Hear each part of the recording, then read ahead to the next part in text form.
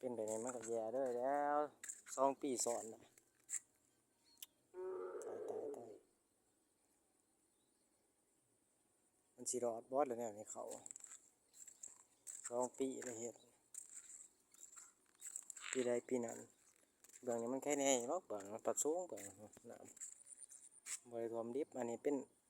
ทีเปล่าทีซื่อๆเขายังสูงอยู่เนี่ยเบิ่งมาขางนี่ทีดิบ